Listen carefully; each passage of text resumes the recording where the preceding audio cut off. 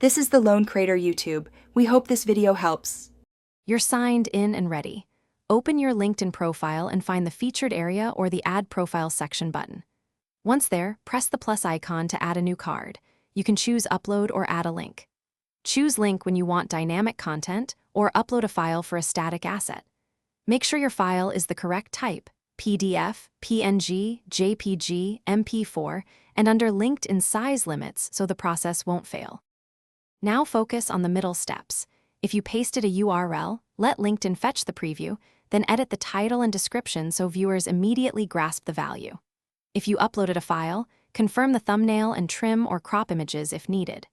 Rearrange multiple featured items by dragging them into the desired order. Place highest priority cards first.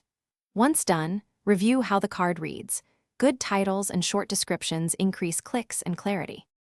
Finish by clicking Save, and then view your public profile to confirm the card appears and the title/thumbnail look right.